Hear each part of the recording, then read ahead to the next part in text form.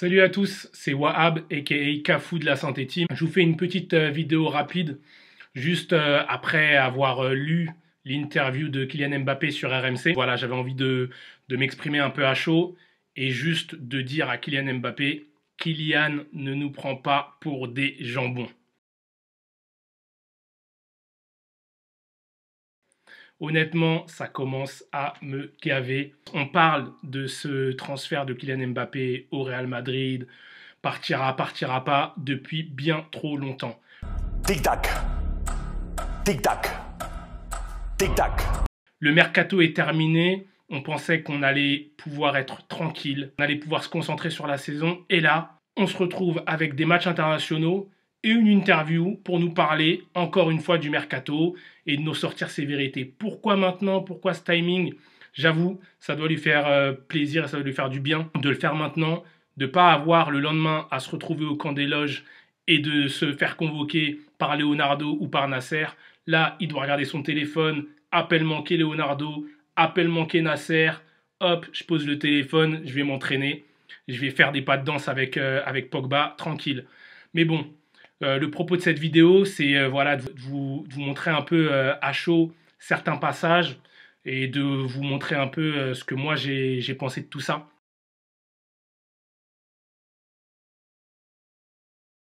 On a commencé du coup à parler du début de saison du PSG et il y a un moment dans l'interview où il commence à dire par rapport au trio du coup qu'il forme avec Messi et Neymar, il faut qu'on soit complémentaires, que chacun mette de l'eau dans son vin pour que le collectif en sorte grandi. Cette phrase, honnêtement, moi, m'a piqué, pas par rapport au trio, mais par rapport au PSG. Parce que je me dis, je vois cette phrase, il dit cette phrase, mais dans le même temps, tout ce qu'il fait avec cette vidéo, c'est contraire, c'est vraiment contraire au sens collectif. Là, ce qu'il vient de faire, c'est pas de mettre de l'eau dans son vin pour que le collectif PSG en sorte grandi, il vient juste de pisser dans son vin. Pisser dans son vin tout simplement parce que le PSG derrière se retrouve dans une position où il passe encore une fois pour des clowns et encore une fois on a Leonardo juste après qui commence à dire il faut que ça cesse.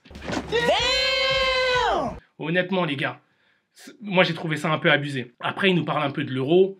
Je vais pas revenir trop sur l'euro, voilà, on se fait taper par la Suisse, pénalty raté, les gens ils sont pas venus me soutenir, blablabla, bla, bla, bla. Je suis rentré dans le vestiaire, ils m'ont soutenu après.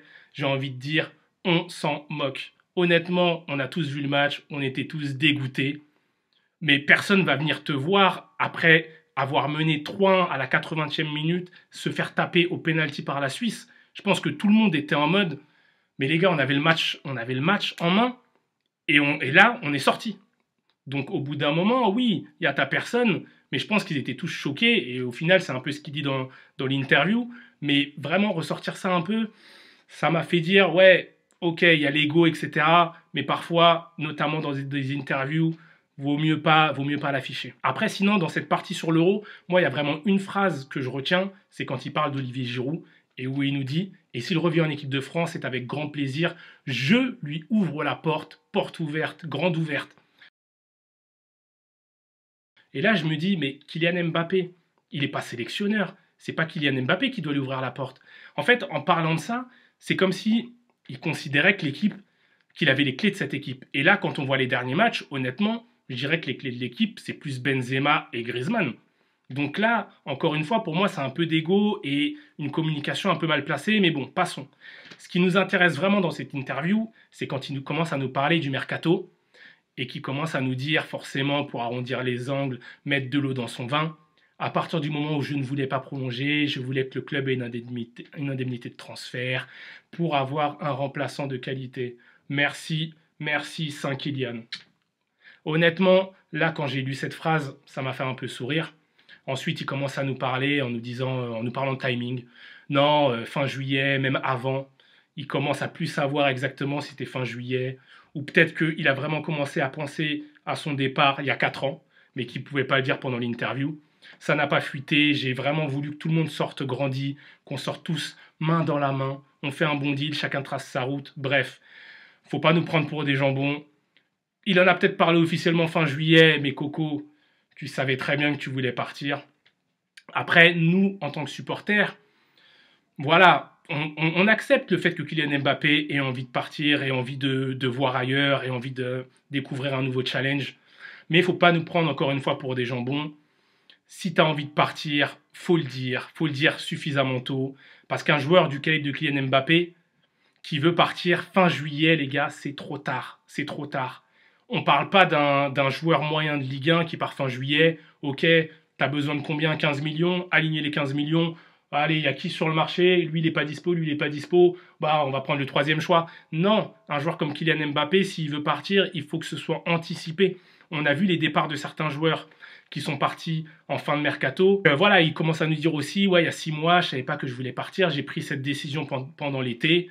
Pendant l'été, fin juillet, même avant, on ne sait pas vraiment. C'était peut-être fin juin, c'était peut-être pendant l'Euro, c'était peut-être quand il a eu son embrouille avec Giroud. On n'en sait rien. Mais après, passons, je ne jette pas la fleur. Il nous dit également quelque chose quand Roten lui pose la question, et donc tu prolongeras pas. J'ai appris quelque chose, la vérité d'hier, c'est pas celle d'aujourd'hui, ce ne sera pas celle de demain. Bah bien sûr, il va pas se mouiller, il n'est pas idiot. On est en octobre 2021, potentiellement un départ vers le Real Madrid, même s'il ne le cite pas, ce serait la saison prochaine, donc officialisé, ça peut être officialisé voilà, en janvier 2022. Qui sait? Mais on n'en sait rien. Potentiellement, le Real Madrid va peut-être encore attendre. Il y aura peut-être des promesses, mais toutes les indemnités, etc., ça va peut-être être fixé en mai-juin 2022. Donc c'est beaucoup trop tôt pour en parler. Et puis, on ne sait jamais ce qui peut se passer. Le Covid qui reprend, le Real Madrid qui se retrouve dans une situation financière dégueulasse, des interdictions de recrutement, par exemple. On ne sait jamais ce qui peut tomber. Donc forcément, il n'est pas idiot, il va pas en parler. Tant que rien n'est signé, forcément, tu ne vas pas l'ouvrir. Ne nous prends pas pour des jambons. Ensuite, il y a un élément qui m'a vraiment déplu dans cette partie-là, c'est quand il commence à nous parler un peu de la cuisine interne du PSG, où il nous dit, voilà, le président a voulu prendre la main. Ok, on me dit, Kylian, maintenant tu parles avec le président. Je vais dire, non, ramène Leonardo. Non, je vais parler avec le président. Ça, pour moi, c'était vraiment déplacé parce que, encore une fois, c'est pisser dans le vent. Et c'est vraiment faire que le collectif n'en sorte pas grandi parce qu'on se dit, bah, Leonardo, en soi, il sert à rien. Et pour moi, c'était vraiment gênant de parler de ça dans cette interview. Moi, le but de cette vidéo, c'est pas d'attaquer Kylian Mbappé. Honnêtement, c'est un joueur exceptionnel, on est tous d'accord là-dessus. Pour moi, le seul bémol là-dedans, c'est malheureusement qu'il n'est pas justement communiqué suffisamment en avance. Pour un joueur de ce calibre, malheureusement, il faut le faire bien en avance si tu as les intérêts du club en tête. Et malheureusement, pour moi, ça n'a pas été le cas. Et fin juillet, tu peux dire tout ce que tu veux, c'est trop tard. Après, voilà, en parlant des supporters, il nous dit, voilà, tu es dans un dossier, il n'y a que des rumeurs à droite à gauche, qu'est-ce qu'on leur a donné? Des articles, des ragots, des gens avec des pseudos qui avaient des infos, dédicace à la twittosphère. Il ne vous a pas oublié là-dedans. Je te dis la vérité, en toute honnêteté, en toute franchise, moi j'aurais sifflé aussi, c'est de la frustration. Donc, ok, il nous comprend. Mais bon, moi j'ai envie de te dire, dans des éléments comme ça, avec un joueur de cette portée, ouais, il n'y a que des rumeurs, mais c'est à toi aussi de faire en sorte que ce soit communiqué. Il nous dit à un moment, voilà, les supporters, ils ne savaient rien, on m'a reproché le fait de ne pas parler, mais tu ne peux pas parler. Bah pourquoi tu le fais maintenant? Pourquoi tu le fais maintenant? Le mercato est fini. Au pire, attends de signer en janvier un pré-contrat, et là, parle, dis-nous tes vérités. Mais là, maintenant, pour moi, ça sert aussi strictement à rien. Et dernière chose que je voulais souligner un peu sur l'interview, c'est quand on lui demande, voilà, on parle souvent de plan de carrière, et qu'il nous dit non, j'ai pas de plan de carrière, quand je signe au PSG, personne ne met le couteau sous la gorge. Mais personne ne lui dit ça. On sait très bien qu'il est venu au PSG de gaieté de cœur, et quand on parle de plan de carrière, un plan de carrière, c'est pas forcément avoir le couteau sous la gorge, c'est penser long terme et se dire bah, je vais au PSG et dans quelques années, je vais au Real Madrid. Ça, c'est ça en substance ce qu'on voit.